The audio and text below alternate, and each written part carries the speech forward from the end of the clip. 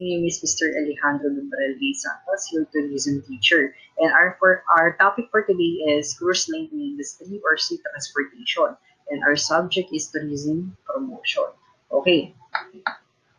Okay, the history of cruise line industry. The earliest ocean-going vessel were not primarily focused with passenger but more with cargo. In 1818, Black Ball Line in New York was the first shipping company to travel from United States to England. In 1930, steamships were introduced and dominated the transatlantic market passenger and mail transport. Also on this year, English companies dominated the market led by British and North American Royal Mail steam packet later known as Conrad Line. Okay, noong unang panahon daw sa cruise line industry, hindi daw tao ang passenger, kundi ang kanilang passenger ay more on cargo. In 1818, Black Bull Line in New York was the first shipping company to travel from United States to England. Black Bull Line daw po yung unang-unang nag-travel simula sa United States hanggang England. Okay, tsaka in 1930s, nagsimula na po ang steamships.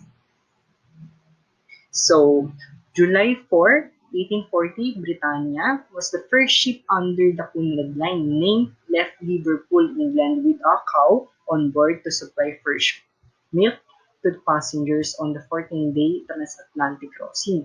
Okay, July 4, 1840, si Britannia was the first ship ng Cunard Line. Okay, meron siyang laman na cow. Na-supply siya ng fresh milk. Okay, 1850s to 1860s, there was an exciting improvement in the quality of voyage for passengers. Ship began to cater slowly to passenger added luxury and like electric lights, tech space, and entertainment. Okay, 1850s to 1860s, meron na daw po tayong entertainment. Meron doon na nilalagay ng luxuries. Okay. And 1867, Mark Twain, a passenger on the first cruise originating in America, documented his adventure in the cold of Innocent Abroad. Okay, meron siyang book na nilabas, Mark Twain, na tinatawag na Innocent Abroad. Okay, in 1880s, it was further encouraged the public to take leisure pleasure voyage. Also, during this time, ship began to carry immigrants to the United States in steerage or economy class, wherein passengers provided their own food and slept whatever space was available. Okay, in 1880s daw, wala pa siyang tinatawag na mga upuan. Wala pa upuan dun sa mismong cruise ship. Ang tinatawag lang po natin, pwede na tayong matulog doon kung ano man ang space na available. Okay, by early 20th century, the concept of superliner was developed in Germany who led in this development. Si Germany na daw po ang nag-develop ng cruise line industry noong 20th century. Objective of the superliners was to minimize the discomfort of ocean travels. Okay, Marciana and Luciana started the tradition of dressing for dinner advertised the romance of voyage. Okay, JP Morgan introduced the most luxurious ship over the Titanic and Olympic. In 1912, Titanic sank. Okay, si JP Morgan ang nag-introduce ng Titanic and Olympic cruise line. In 1912 daw, ang Titanic ay lumubog. World War I interrupted the building of new cruise ship and many older ships were used as a troop transport. In 1920 to 1940s were considered the most glamorous year of transatlantic passenger. In 1920s daw to 1940s, ito na daw ang nagsimula ang pagiging magarbo ng mga cruise line industry. World War II, the stop of transatlantic cruising until after the War. Okay, so World War II daw, nag-stop daw lahat ng cruise line industry. In 1960s, beginning of the modern cruise industry, cruise ship companies focused on vacation trips in Caribbean. In 1977 until the 1986, the image of cruise line industry was solidified the popularity of the TV series Love Boat. Okay, overview for cruise line industry. In the later part of 18 transatlantic voyage were introduced for travel. Apparently, cruise ships were expensive that time and only the rich people can afford to travel first class. Okay, ang mga people lang daw po ng rich people lang po nakaka-travel dati ng cruise line industry. Majority of the travelers who cannot afford first-class travel were assigned to lower or economy stage class. In 1990s, mega ships were introduced such as the Royal Caribbean, Celebrity Cruises, and many more. So here's the example of cruise ship or cruise line industry: Royal Caribbean, Celebrity Cruise Line, Princess Cruise Line. Okay, why people cruise? Okay, a stress and hassle-free vacation. It provides a new experience to vacationers as this differs from their usual vacation habits. Cruise offer different activities inside the ship, such as swimming, jogging, shows, and other recreational activities like casino, shopping, competition amongst passengers, karaoke nights, and many more. Cruise facilities socialize and networking. Cruise is ideal occasion like honeymoons, anniversary, rekindling, renewing relationships. Si cruise line industry daw, bakit tayo nag-cruise? Okay, ang cruise line kasi po ay tinatawag natin sa dagat lang po siya. Pero nandun na po lahat ang gusto nating mangyari. Yung ginagawa natin in land transportation, in land, pwede po natin siyang gawin sa industry. Pinagsama-sama lang po natin ang mga ginagawa natin. Okay? So, it provides a brief overview of historical and learning experience from one port to another. Cruise offers safe travel experience, new forms and inspections are being done and new safety features are implemented. The cruise package price generally all key operating concept of CLIA. Cruise Line International Association is one of the most biggest organization in the cruise industry. Comprised of 24 members, our objective of this CLIA is to promote and develop the cruise line industry. Members, AMA Waterways, American Cruise Line, Azamar Cruise, Carnival Cruise Line, Celebrity Cruise, Costa Cruise, Crystal Cruise, Conrad Line, Disney Cruise, Holland America Line, here to Geraten, Majestic Cruise Line. So we have MSC Cruise, Norwegian Cruise Line, Oceania Cruise, Pearl Seas, Princess Cruise, Radiant Seven Seas Cruise, Royal Caribbean, International Seagoing Cruise, Sea Dream Yacht, Silver Sea Cruise, and Winning World and River Cruise, and Windstar Cruises. Okay, so here's the sample pictures of cruise line industry. So we have Disney Cruise Line. Okay, classification of cruise ships size. Very small, under 10,000 and not exceeding 200 na capacity. Small, 10,000 to 20,000 tonnage and ang capacity niya ay 200 to 500. Meron po tayong medium, unto 20,000 to 50,000 ton. Meron po tayong capacity na 500 to 1,200. Large is 50,000 to 7,000 tons and ang capacity ng passenger is 1,200 to 2,000. Our mega ship is more than 70,000 tons. Meron din po tayong capacity na more than 2,000 or nag-exceed pa. Okay?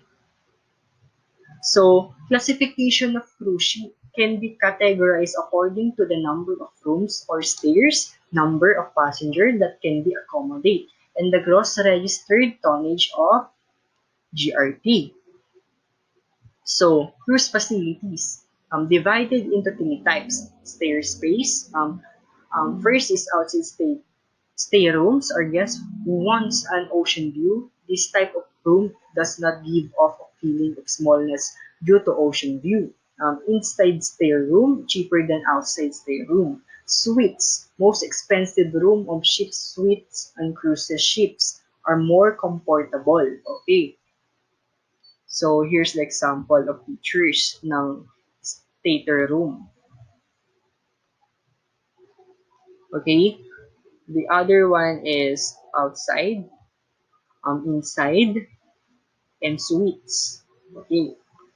So, cruise ship facilities, meron din po tayong cruise ship facilities for private cruise space are reserved for the ship's personnel. Ito po yung naglalaman, dito po nakatira ang mga tao na naglalayag sa cruise. Katulad ng mga cabins, ang mga cafeteria, gym, recreational facilities, the bridge where the vessel is controlled, and the galley or kitchen area. So ito po yun, cabin crew area, cafeterias, gym recreational and galley kitchen area, and the bridge and the machine area. So, meron din po tayong public space sa public passenger usage. Diyan po tumatanggap ng reception ang mga FO o front office na tinatawag natin. So, meron din po tayong public space passenger use. We have dining room, showroom. Sa dining room, dito po tayo kumakain. Ang showroom, ito po yung parang entertainment room. So, meron din po tayong pool area, gym, spa, and sports facilities. Meron din po tayong children area, gift shops, or pwede ka mag-shopping ng mga souvenirs. So, meron din po tayong clinic and internet center.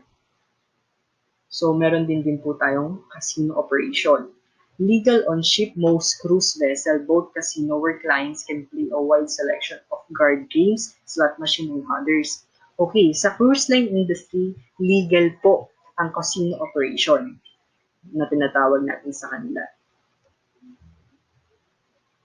Okay, fairs in the Philippines. Meron din po tayong fairs na tinatawag sa, meron din po tayong cruise line sa Pilipinas. Meron din po tayong Cebu Ferries, a sister company of Supercat and Super Ferry, which are all subsidiaries of Abot's groups. Montenegro Shipping Lines, Negros Navigation, considered the oldest shipping line in the Philippines. It was established on July 26, 1932. We have Super Ferry, the second largest shipping company in the Philippines. So, ito po yun, mga features. Industry Philippine setting. In the Philippines, the total number of international tourists that entered the Philippines via seaport in 2011 is but more roughly around 33,000 people compared within to 3 million visitors that came through the airports. Majority who entered the Philippines via seaport are from countries in the ASEAN region. Okay, ang pumupunta daw po sa Philippine seaport ay puro mga ASEAN region lang po natin. Mas madami pa po ang pumupunta ng via air transportation through cruise line industry. From the ASEAN region, Vietnam had the largest number of tourists with 3,362 and Indonesia with 2,902. Okay, China is still the biggest contributor of the tourists for East Asian countries with a total number of 5,000, okay, 11. And India from South Asian is 2,649 tourists. Sabi po yan ni Department of Tourism noong 2011. Okay, the statistics show that there is slowly growth in terms of people traveling via seacraft. This may be attributed to the rise of the low-cost carrier. Meron din pong LCC sa cruise line industry or tinatawag natin budget airlines and old facilities of the ships. Although the price of the budget airlines are few hundreds more compared with seacraft tourists to travel via airplanes. At this saves their travel time. Okay. To further attract their market back, major players in the cruise industry are planning to improve more quality of service, introduction of new facilities and amenities, and upgrading passenger accommodation, ticketing, and book facilities. Okay, further daw, mas lalo pa daw pinapaganda ng cruise line industry ang kanilang facilities, amenities, tsaka service.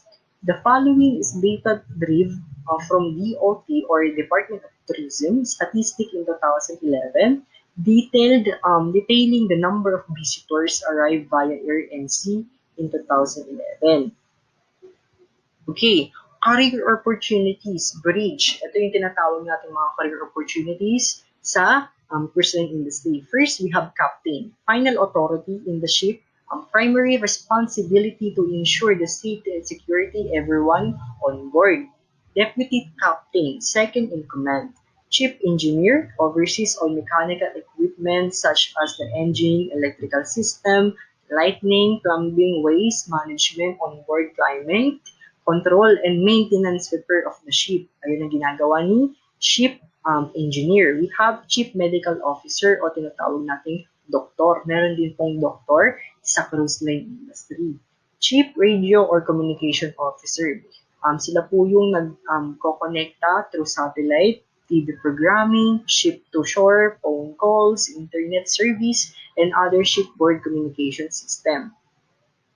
So we have for the hospitality industry, meron din po tayo sa cruise line.